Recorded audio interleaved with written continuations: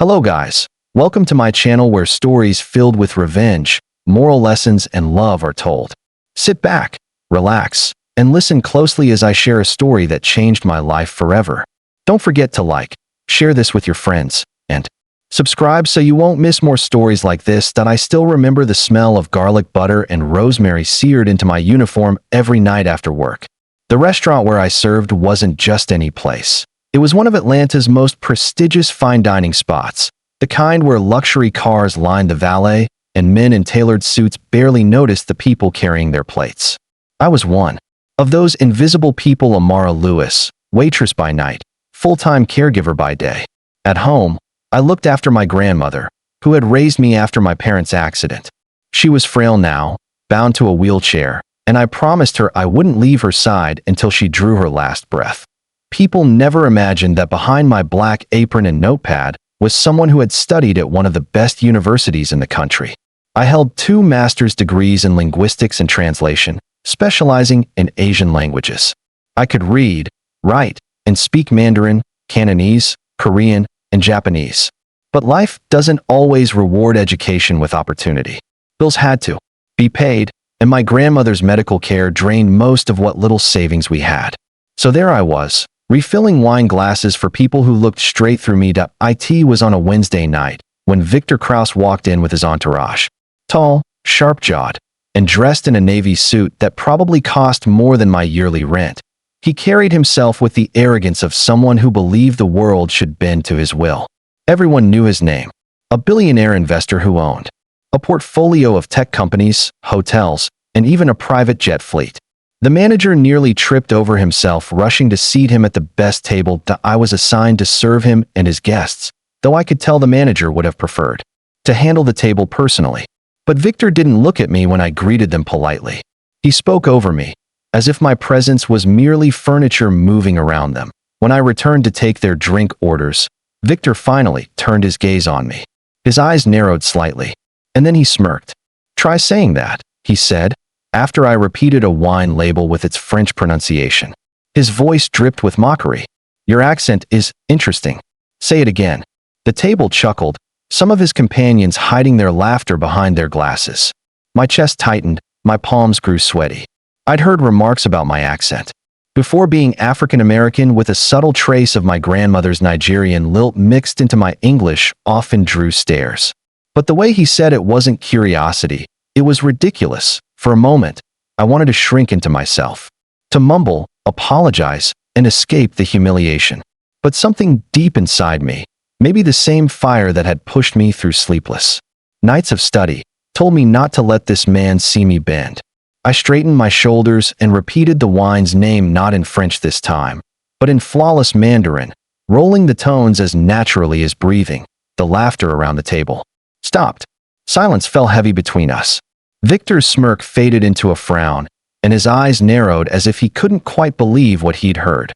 "Wait, what did you just say?" one of his guests asked, leaning forward. That I looked him squarely in the eye. "I said it in Mandarin," I replied calmly. "But I can also say it in Cantonese, if you'd prefer." And then I did, letting the syllables dance smoothly off my tongue. Victor's jaw tightened. He forced a laugh, dismissive, but I saw the flicker of unease in his expression.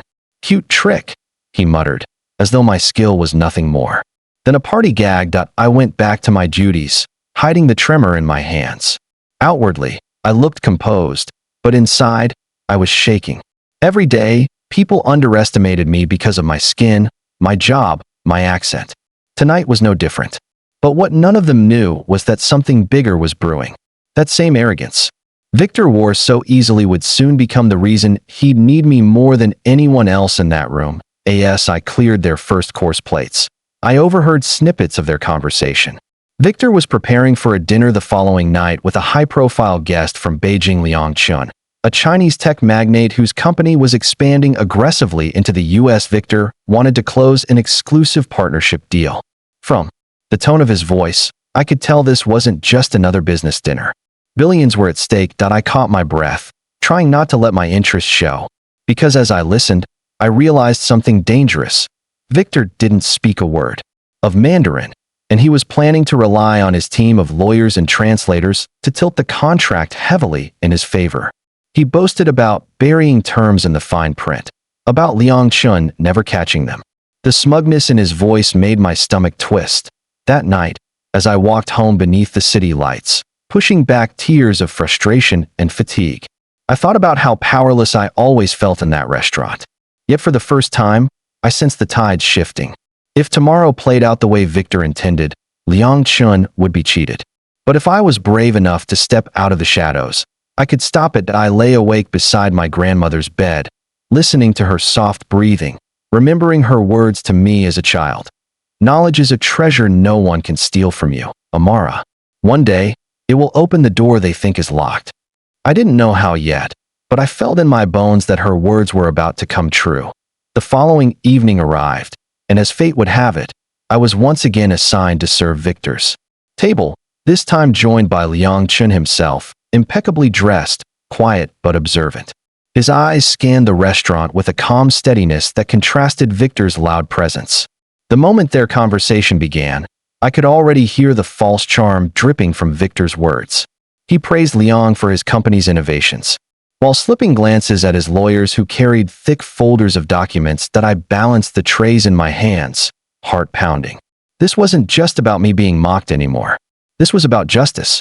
And as I hovered near the table, catching snippets of dialogue in both English and Mandarin, I knew the moment was coming when I would have to choose, stay silent, or reveal the truth that could change everything. The second night at the restaurant felt charged, almost like electricity hummed beneath the polished marble floors. Every staff member knew this was no ordinary dinner. Liang Chun was not just another guest. He was one of the most influential tech moguls in Asia, a man whose investments could shift economies. The restaurant had closed half of the main dining hall just for the meeting, draping fresh orchids across the table and hiring extra staff to ensure perfection. But perfection was only surface deep. Beneath the glittering chandeliers, deceit was waiting to unfold. That I wore my uniform like armor that evening, starched and spotless, though my heart pounded beneath it. I reminded myself with every breath that I wasn't here merely to pour wine and deliver plates. I was watching, listening, waiting. I caught a glimpse of Victor Krauss as he entered with his lawyers, their leather briefcases bulging with papers. His smile was wide, his handshake firm, but I knew what lay underneath that hunger to dominate, to control, to bend another man's trust for profit. When Liang Chun arrived, his presence was different. He was not flashy, not loud. He spoke softly to his assistant in Mandarin as they walked in, and I felt my chest tighten at the familiar tones. I held my tray steady, though I wanted so badly to show him that I understood every word. He noticed details: how the staff stood, how quickly water glasses were refilled, how Victor spoke louder than necessary as though volume equaled power. "Mr. Chun," Victor boomed, shaking his hand with both of his. "What an honor to host you here. You'll find Atlanta very welcoming, especially with partners like me." His lawyers chuckled at the practiced charm. Liang Chun nodded politely, answering through his interpreter. "Business is built on trust," he said in Mandarin. His interpreter repeated the words in English, but I heard them firsthand, crisp and clear. I knew then this was not a man easily fooled, but trust could be manipulated if the right words were twisted. The first course was served, delicate scallops laid on porcelain, but all eyes were on the folders Victor's men carried. Soon they were spread across the table like a battlefield map. I refilled water, pretending not to listen, though each word cut into me. Victor leaned forward. "These are standard agreements," he said, tapping the pages. "Nothing unusual, just details to make sure both our companies profit fairly." But I caught the smirk of one lawyer, sliding a finger down a clause buried deep in the contract. He whispered, "Clause 14. He'll never catch it." My ears sharpened. I moved closer with a bottle of wine, angling my head as though focused on the pour, while my eyes skimmed the document upside down. What I saw made my stomach drop. The clause gave Victor's company complete control over distribution rights in North America, with royalty percentages so unfair they amounted to theft. It was hidden behind paragraphs of technical jargon, deliberately worded to confuse anyone not fluent in both business law and English. The interpreter struggled to translate smoothly, stumbling over terms he clearly wasn't trained to explain. Liang Chen frowned, sensing something was wrong, but he didn't have the tools to pinpoint it. And Victor leaned into the gap, voice smooth like poison. You see, Mr. Chun, this ensures stability for your expansion. A win-win situation. I clenched my fists at my side, fighting the urge to speak. My job, my income, my grandmother's medicine all depended on my silence. Who was I to interfere with billionaires? Yet each second that passed felt like watching a robbery in daylight. As dessert menus were handed out, Victor grew bold. If you sign tonight, Mr. Chun, we can begin immediately, he said, his eyes gleaming with victory already. I felt my legs move before my mind caught up. My tray clattered softly against the counter as I set it down and stepped closer to the table. My voice trembled at first, but I steadied it. Excuse me, Mr. Chun, I said in Mandarin. The entire table froze. Forks paused midair, conversations cut off, eyes snapped to me. Victor's face twisted in fury. What the hell are you doing? He hissed. But Liang Chen's gaze sharpened on me, recognition flickering in his eyes as he registered the fluency of my tone. You speak Mandarin? He asked in his own language. I bowed my head slightly, my throat dry. Yes, sir. I studied in Beijing for 3 years. And I couldn't stay silent. There is a clause in the contract that does not benefit you. It is written to take away your rights in North America. I can explain, if you allow me. Gasps rippled through the table. The lawyers shifted uncomfortably. Victor slammed his palm on the table. This is outrageous. She's a waitress, for God's sake. She doesn't know what she's talking about. But Liang Chun raised his hand, silencing him. His eyes never left mine. Tell me, he said firmly in Mandarin. So I did. My voice grew steadier with each word as I translated the clause line by line, breaking it down into plain Mandarin, stripping away the deceit. I explained how royalties would shrink, how distribution would be lost, how Victor's company would hold all the power. I laid bare the trickery, my hands trembling but my voice unshakable. By the time I finished, silence blanketed the room. Liang Chen looked at the paper, then back at Victor, his expression cold. Trust, he said in Mandarin, is not built on lies. The interpreter translated, but Victor had already heard enough in my tone to understand. He went pale, his arrogance slipping like a mask melting under heat. You've ruined everything. Victor spat at me in a low voice. Do you have any idea what you've done? I met his glare without flinching. The right thing, I answered simply. Liang Chen stood, adjusting his cufflinks with calm precision. Then he turned to me. What is your name? Amara Lewis, I said softly. He nodded once.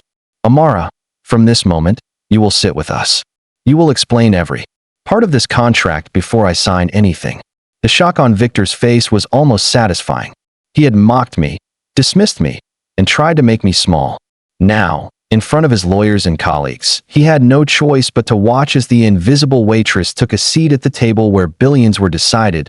I felt the weight of every eye in the room. But for the first time in years, I didn't feel invisible. I felt powerful.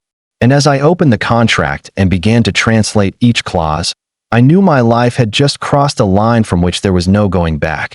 The room after that moment felt entirely different. Where before I had been a shadow on the edges of their business conversation, now I sat in the bright center of it. The documents that had once been weapons in Victor Krause's hands were now being stripped apart word by word, their hidden traps revealed in a language he could not control. I saw his composure falter each time I translated a clause into Mandarin for Liang Chun, who listened carefully, nodding as though he had finally found someone he could truly trust in a foreign land. Victor tried to interrupt me, his voice rising with every attempt. This is highly irregular.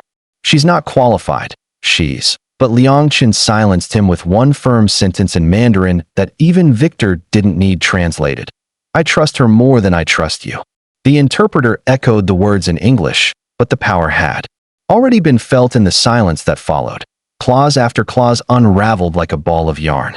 What had been presented as a fair partnership was exposed as a labyrinth of deceit. Royalties cut to pennies, intellectual property seized, exit strategies buried beneath 20 pages of legalese, all meant to bind Liang Chen's company while feeding Victor's empire. Each revelation was like a dagger, not only in the contract, but in the arrogance that had fueled it. When the last page was explained, Liang Chun leaned back in his chair, his face calm but his eyes sharp as glass. "In my culture," he said in Mandarin, his voice measured, "deception breaks relationships forever." Then, switching to English so the entire table could hear, he added, "This deal is finished." Victor's face turned crimson. "You can't just..." But before he could finish, Liang Chun stood and extended his hand to me. "Miss Lewis," he said warmly, "you saved me from a grave mistake. Tell me, why does someone with your talent serve tables here?" The question sliced deep. I thought of my grandmother at home, the endless medical bills, the countless resumes ignored because I didn't look like the candidate they expected. My voice shook, but I told the truth. Life forced me here, but my education and my skills were never lost. I just never had the chance to use them. He nodded slowly, as though weighing not only my words but the weight of the life behind them. Then he said something that made Victor's jaw tighten so hard I thought it might crack. "Would you consider working for me, Amara? I need someone like you, someone who understands both language and truth." For a moment, I couldn't breathe.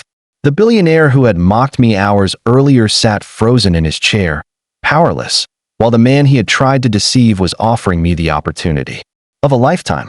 My hands trembled as I clasped them together. "Yes," I whispered. "Yes, I would." The meeting dissolved soon after, Victor storming out with his lawyers like a defeated king retreating from battle. But Liang Chun stayed behind a few minutes longer, speaking with me about his vision, his belief that trust and respect must guide every business deal. He promised to have his office contact me the next morning with formal details.